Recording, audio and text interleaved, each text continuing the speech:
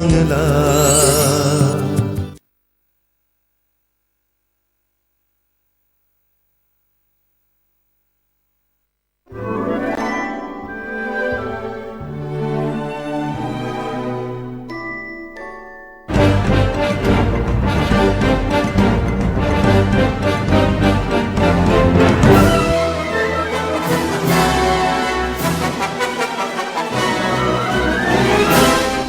হলো তলাশ।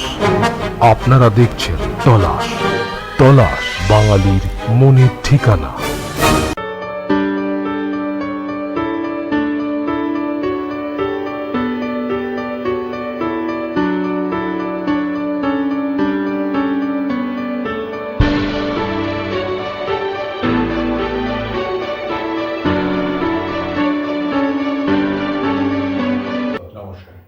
প্রত্যেককে স্বাগত আমাদের এখনকার তলাশের মেডিকেল অনুষ্ঠানে। বিশিষ্ট একজন চিকিৎসককে আবারও পেয়ে গেছি। আমরা আজকে ক্যান্সার নিয়ে আলোচনা করব। আমাদের মধ্যে উপস্থিত অবশ্যই স্বনামধন্য চিকিৎসক স্বর্গীয় প্রশান্ত ব্যানার্জির সহযোগী সিনিয়র হোমিওপ্যাথিক চিকিৎসক উৎপল কুণ্ডু, যিনি হোমিওপ্যাথির দ্বারা জটিল রোগ নির্মূল করছেন। আজকে ক্যান্সার নিয়ে আলোচনা হবে। ডাক্তারবাবুকে আগে স্বাগত জানাই আমাদের শোতে। এখন নমস্কার, স্বাগত আপনাকে। নমস্কার। ফোন নাম্বার রয়েছে স্ক্রিনে 9477090055। এই নাম্বারে যোগাযোগ করবেন, অনলাইনেও কথা বলে নেবেন। যারা চেম্বারে আসতে পারবেন ভালো, না আসতে পারলে অনলাইনে আপনারা অবশ্যই যোগাযোগ করতে পারবেন। বারাসাতে চেম্বার আছে ডাক্তারবাবু, শেওড়াফুলি, বসিরহাট এবং চন্দননগরে। ডাক্তারবাবু, ক্যান্সার শুনলেই সবাই ভয় একদম কাটা যায় সবার গায়ে। তো ক্যান্সার জিনিসটা কি একটু বলে দিন দর্শকদের। প্রথমেই বলি, ক্যান্সার হচ্ছে অস্বাভাবিক অনিয়ন্ত্রিত সেল বা কোষের বৃদ্ধি। এটাকেই বলা হয় ক্যান্সার। অর্থাৎ আমার স্কিনে হঠাৎ একটা কিছু গ্রোথ হয়েছে, যেটা ছিল না, সেটা অস্বাভাবিকভাবে বেড়ে যাচ্ছে, যেটাকে আমরা কোনোভাবেই তাকে কন্ট্রোল করতে পারছি না। এই ধরনের জিনিসগুলোকে আমরা ক্যান্সার বলে থাকি এবং এটা একটি জটিল রোগ।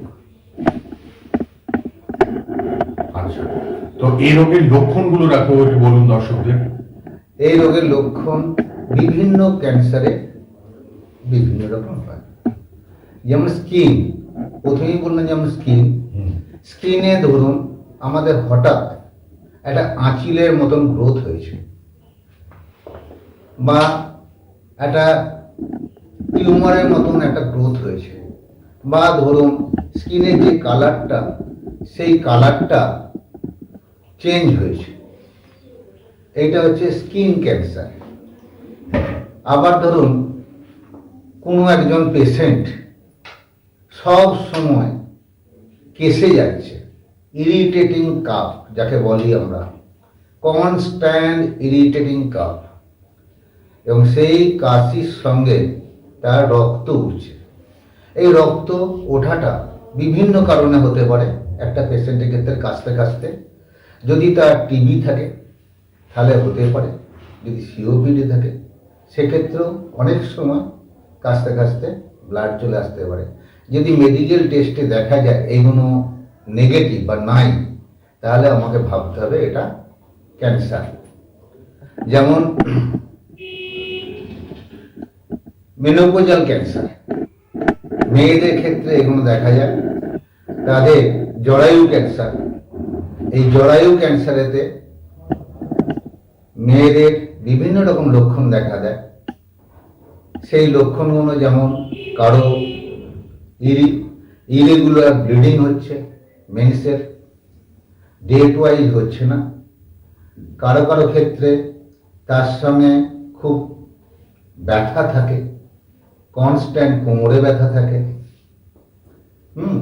বা আরো অনেক কিছু থাকে। সেগুলো যখন জরায়ু ক্যান্সারের এগুলো মূলত এই লক্ষণ, ইন্টারসে ক্যান্সারে, বা ধরুন যৌন মিলনের সময় তার পেন হচ্ছে এবং তার সঙ্গে ব্লিডিং হচ্ছে, এগুলো ইউটারাসে ক্যান্সারের জন্য লক্ষণ। এগুলো খুব সচেতন থাকতে হবে মহিলাদের এই নিয়ে। আবার ধরুন আপনার ইন্টেস্টিনাল ক্যান্সার, সেক্ষেত্রে তার যদি খাদ্যাভ্যাসে পরিবর্তন না করা যায় হ্যাঁ, যেমন কি ইন্টেস্টিনাল ক্যান্সার, ধরুন আমার পায়খানার দাঁতে কোলনিক ক্যান্সার যেটাকে বলি, পায়খানা দিয়ে ব্লিডিং হচ্ছে, সেই পায়খানা দিয়ে ব্লিডিং অনেক কিছু কারণে হতে পারে, যেমন ধরুন পাইলস থেকে হতে পারে বা ফিসার থেকে হতে পারে, কিন্তু সেগুলো এক একটা ডিজিজের ক্ষেত্রে, রোগের ক্ষেত্রে এক এক রকমের ব্লিডিং হয়। তা কোলনের এই ধরনের ক্যান্সার হতে পারে। আবার ধরুন আমার রাত্রে খুব ঘাম হচ্ছে, আমার দিনের দিন ওয়েট লস হচ্ছে, আমার কোনো কারণ ছাড়াই ওয়েট লস হয়ে যাচ্ছে, এটা একটা ক্যান্সারের লক্ষণ।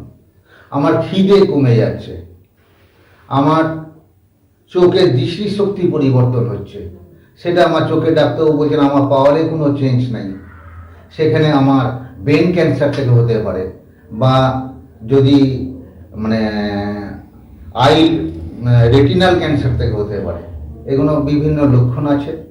আবার কারো কারো ক্ষেত্রে স্টোমাক ক্যান্সার হতে পারে, যেমন তার কিছু খেলে খুব জ্বালা করছে, বমি হচ্ছে, সেই বমির সঙ্গে রক্ত উঠছে, কারো কারো পায়খানার সঙ্গে রক্ত ক্যান্সারে বেরিয়ে যাচ্ছে, ক্যান্সারের ক্ষেত্রে যায়। আবার আমার খেতে গেলে প্রবলেম হচ্ছে, অর্থাৎ ডিসফেজিয়াল ক্যান্সার বা পেন ফুড ডিগ্লুটেশন বা ডিগ্লুটেশনের অসুবিধা, অর্থাৎ খাবার গিলতে অসুবিধা, সেটা লিকুইডই হোক আর সলিডই হোক।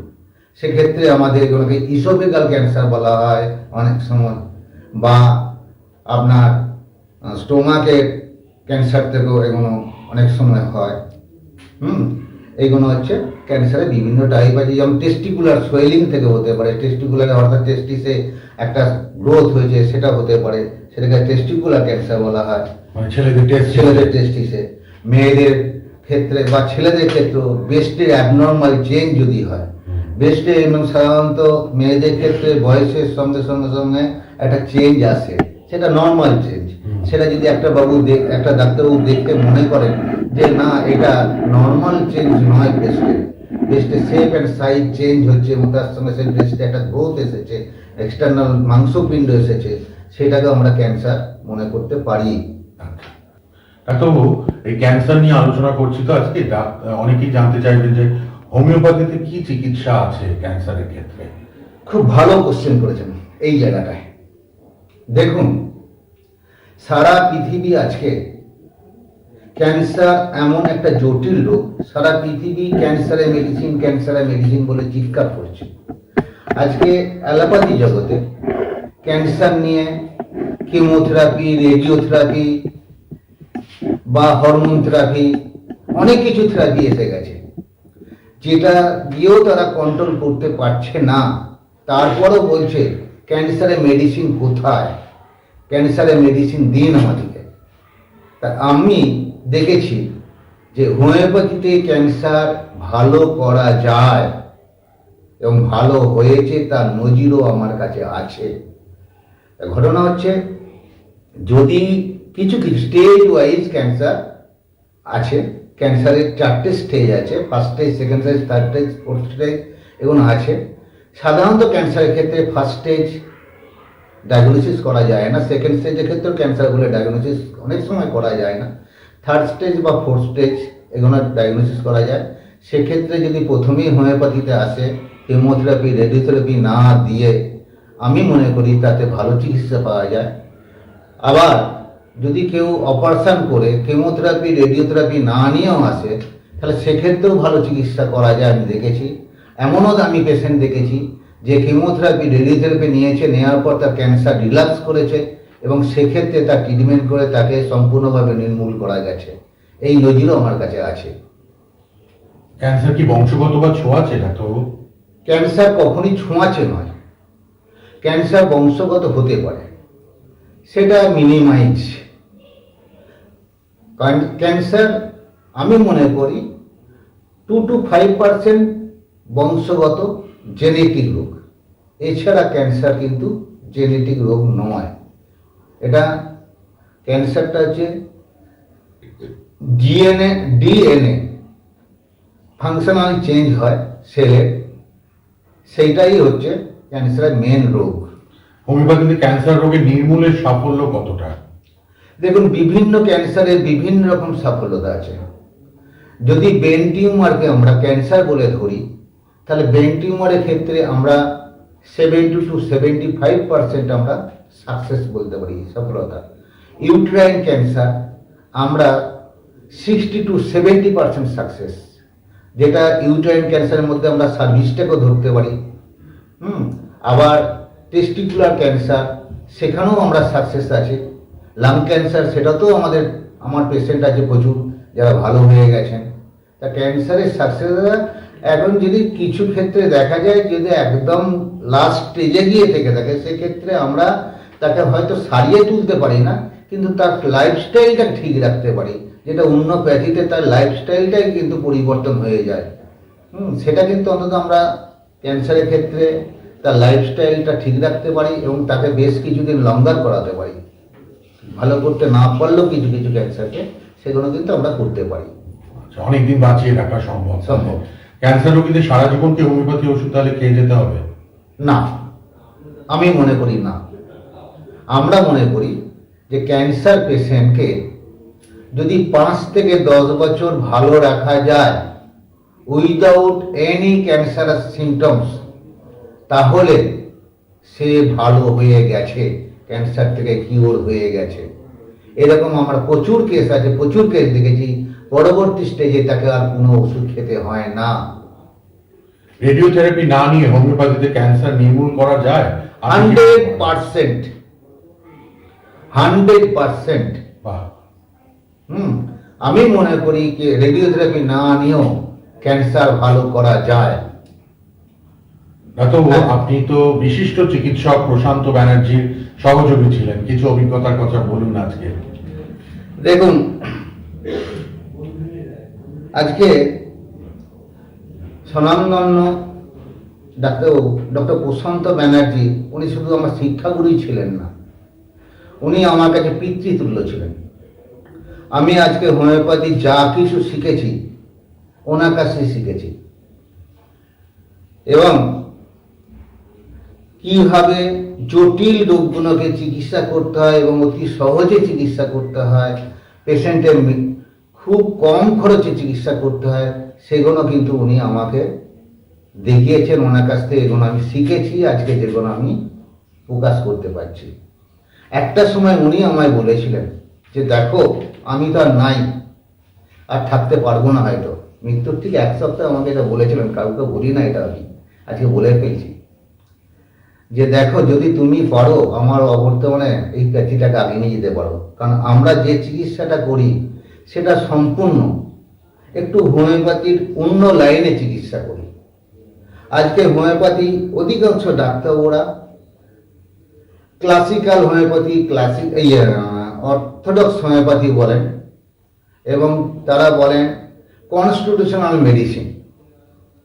তা কনস্টিটিউশনাল মেডিসিন যদি হয়, আপনি ধরুন একটা ক্যান্সার পেশেন্ট খুব পেন নিয়ে এসেছে, তার ডায়াগনোসিস আগে করবো না তার পেনটা আগে কমাবো? পেনটা আগে কমাবেন, তাকে আমি রিলিফ দেবো আগে। একদম। তা আমি তার কনস্টিটিউশনাল মেডিসিন নিতে গিয়ে আমার তার কেস টেকিং করতে গিয়ে দেখা গেল হয়তো 1 ঘন্টা সময় লাগছে, তার সেই মুহূর্তে পেশেন্টটা মারা যেতে পারে। তাহলে সেক্ষেত্রে কিন্তু আমরা অনেক তাড়াতাড়ি সেটা তাকে মেডিসিন দিয়ে রিলিফ দিতে পারি। ফার্স্ট হচ্ছে রিলিফ দ্য পেশেন্ট। আর শুধু তাই না, উনি শিখিয়েছেন। দেখো, হ্যানিম্যান আমাদের সবার মাথার উপরে বসে আছেন, তিনি হোমিওপ্যাথির জনক। কিন্তু তিনি তো আজ থেকে 200 ওপর বছর আগে তিনি এই প্যাথিটা আমাদের আবিষ্কার করে দিয়ে দিয়েছিলেন। তাই সেই প্যাথিটাকে আমাদের তো মডিফিকেশন করতে হবে। আজকে উনি স্যারের বক্তব্য যে স্পেসিফিক ডিজিজ স্পেসিফিক মেডিসিন, অর্থাৎ একটা রোগের একরকম মেডিসিন। তা দেখা যাচ্ছে যারা অর্থোডক্স প্রেসক্রিপশন করছেন, একটা পেশেন্টকে যদি 4টে হোমিওপ্যাথি ডাক্তারের কাছে নিয়ে যাওয়া যায়, 4 রকম মেডিসিন হচ্ছে। তা ওনার বক্তব্য হচ্ছে না, কেন 4 রকম মেডিসিন হবে, ইট ইজ দ্য সায়েন্স। তা সায়েন্সের ক্ষেত্রে কেন 4 রকম মেডিসিন হবে একটা পেশেন্টের ক্ষেত্রে, সেক্ষেত্রে একটা পেশেন্টের ক্ষেত্রে একই গ্রুপের মেডিসিন হওয়া উচিত। তা তিনি সেটা আমাদেরকে ভালো করে শিখিয়েছেন, হ্যাঁ, এবং সেই প্যাকেজে সেই পদ্ধতিতে আমি চিকিৎসা করে যাচ্ছি। এর জন্য স্যারের কাছে আমি চিরকাল কৃতজ্ঞ। তিনি আমার নমস্ত ব্যক্তি, পিতৃতুল্য ব্যক্তি ছিলেন, এখনো আছেন আমার। স্বর্গীয় প্রশান্ত ব্যানার্জি তাকে সবাই আমার চেনেন হোমিওপ্যাথি জগতে। আজকে এই পর্যন্তই, সময় যে অল্প, আর ফোন নাম্বার খোলা রইল, ফোনে যোগাযোগ করবেন। ডক্টর উৎপল কুণ্ডু ছিলেন আমাদের সাথে, ক্যান্সার নিয়ে আলোচনা হলো। বারাসাত, শাওড়াফুলি, বসিরহাট, চন্দ্রনগরে পাবেন, অনলাইনেও পাবেন। ফোন করুন 9477090055 ফেসবুক, ইউটিউবে প্রোগ্রাম থাকছে। প্রোগ্রাম তো টিভিতেও দেখলেন, তলাশের মেডিকেল অনুষ্ঠান। আবার দেখা হবে। ডাক্তারবাবুকে ধন্যবাদ, শেষ করলাম। ভালো থাকুন, সুস্থ থাকুন, নমস্কার। নমস্কার।